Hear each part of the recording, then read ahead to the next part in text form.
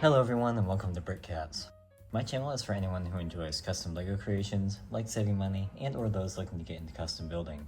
If you're a fan of my channel or are interested in supporting what I do, please consider liking this review, subscribing, or leaving a comment. Each like, subscription, and comment helps others find my channel and I greatly appreciate your support. Today I am reviewing Sebulba's Podracer by 2mpaired, distributed by BrickVault. If you're interested in building this or any other BrickVault model, you can take 15% of the cost off your order by using my discount code CATS15. I do receive a small amount of compensation when you use my code, and this is an amazing way to support the channel while taking the bite out of the price of the instructions. Without any substitutions, in mid-March 2025, I was getting 5 stores and $216 without shipping and tax, which comes to about $261 with shipping and tax. In my reviews, I offer my opinions on aesthetics and model features, parts issues you might want to look out for, the build experience, the model's integrity, and I close out with my overall impression and pricing information in a conclusion. If you're watching this review, I assume you bought the instructions or are interested in buying them. I also assume a basic level of familiarity with Bricklink's ordering system and LEGO nomenclature. I only use genuine LEGO bricks and I always purchase the instructions. I create these reviews for my own personal enjoyment and in the hopes that my advice will make your experience more enjoyable and or less expensive. This model measures 18.75 inches long by 10 inches wide and about 6¼ inches tall. This model is a little bit difficult to manipulate, so I hope I'll be able to move this around okay. But anyway, this does take up a fairly significant footprint on your desk or on your shelf, so just be aware of that if you're planning to build this. The 2 sideways V-shaped engines are the main feature of this model, and there's great detailing everywhere you look. I really like these 2 bars here and these wedge pieces sticking out slightly to accurately recreate those cannon details. It's also really nice how 2mpaired constructed the white stripe, letting some of the white brackets show through, outlined with wedge pieces. The angle on the engine is set at 90 degrees, which isn't quite screen accurate, but recreating the angle more faithfully would most certainly compromise the structural soundness of these sections, for no real visual benefit in my opinion. The energy binder is a fairly standard construction with trans pink cones over white bars, and that looks very good to me. My only minor point of criticism here is that the 2 engines are exact mirror images of each other. There is some weathering detail with the dark orange, which you can see, and that's good. I do think you could change up the patterns on both sides a little bit and swap a limited number of orange pieces for dark orange elsewhere. Moving further back to the middle section, there's all sorts of greeveling around the entire cylinder here. The flame emitters are present on both sides, along with a number of pearl gold bars representing the smaller pipes and conduits in this section. There's more piping details with the handlebar pieces here, along with the cable connection to the control pod. And finishing up with the engines, the rear afterburners utilize the newer 6x2 wedge piece with some tiling to represent the fins on this section.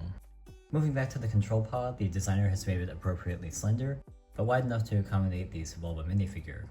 The 2 power generators are here on either side, and the control linkages are also appropriately slender here. Sebulba does fit, however you can probably see that you have to remove his arms, and you have to kind of wedge the arm posts into the underside of the plates on either side. The control pod does sometimes tilt at a fairly steep angle on mine, but other photos of this model I've seen have it flying fairly level. This may come down to how much clutch strength you get out of the pieces you have, but the control cables seem to exert a little bit of tension on the control pod, and the clip and bar connection is susceptible to rotation. I don't think this is too much of an issue, and since the engines don't move and aren't offset, the control pod being tilted to me gives the model a sense of being in motion.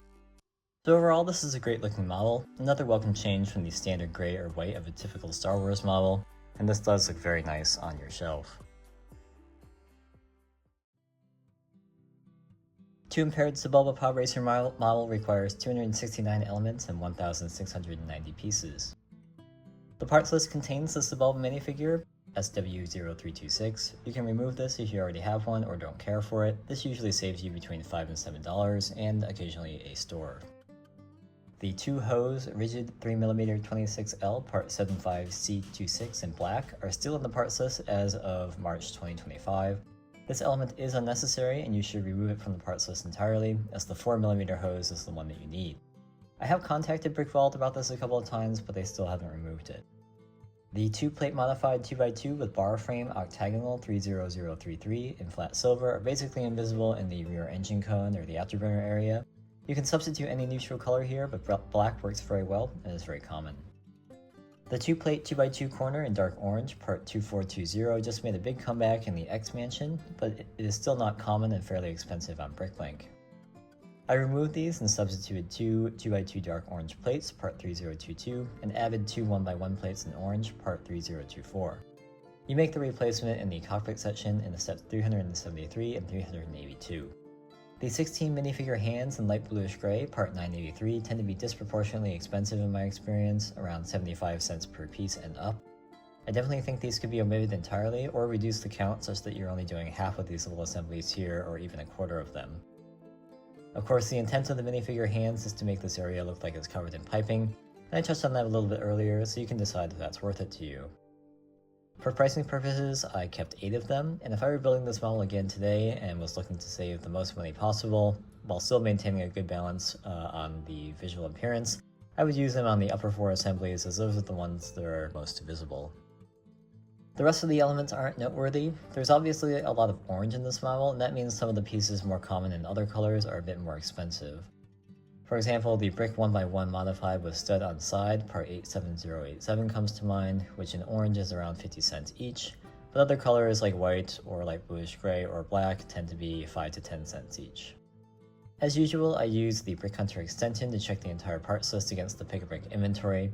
I do have an affiliate link that gives me a small percentage of the value of your purchase, so thank you in advance if you choose to use it. Instructions for this model consists of 490 steps, with each part or subassembly added in each step outlined in red against a tan background. The color scheme didn't cause me any difficulty telling which pieces were being added in any given step. Throughout the instructions, there are helpful color guides to distinguish between all the shades of gray in this model, as well as pointer graphics that show how far a bar needs to be inserted into a hole, for example, and helpful notes are interspersed throughout the instructions.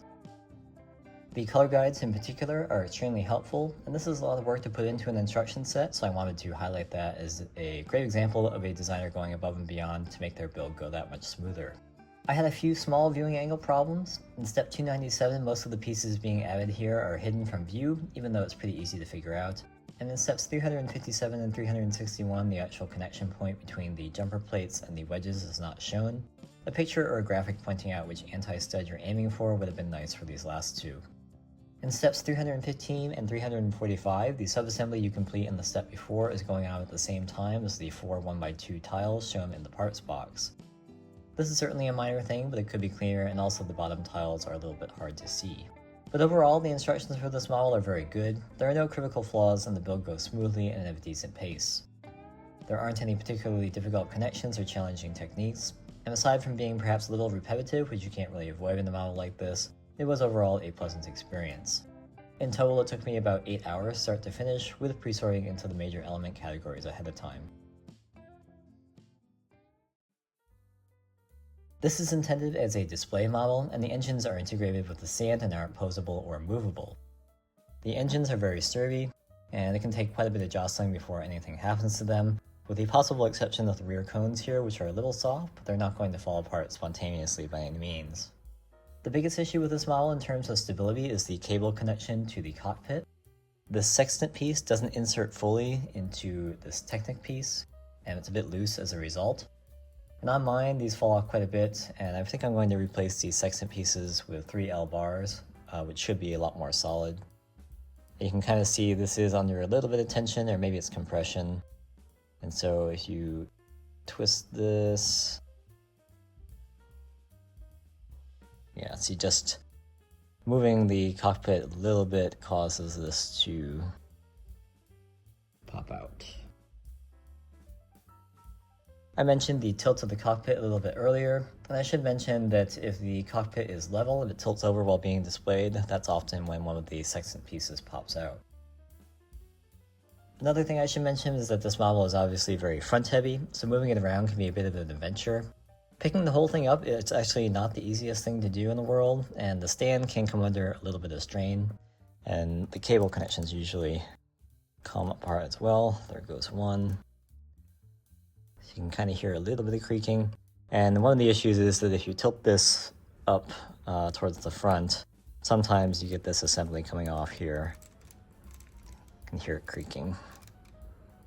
So overall, not too bad, but you could easily build in like a little handle maybe something back here, the modified plate with the bar perhaps, to just be able to lift it up a little bit easier.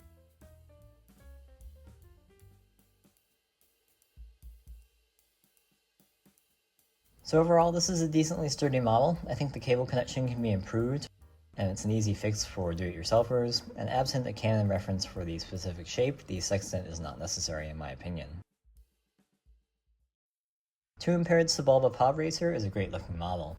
It's packed with details and there's some fun building techniques paired with an excellent set of instructions. Cost-wise, like I said in the introduction, without any substitutions, the vanilla parts list, I was getting 5 stores and $216 without shipping and tax, or about $261 with shipping and tax on Bricklink.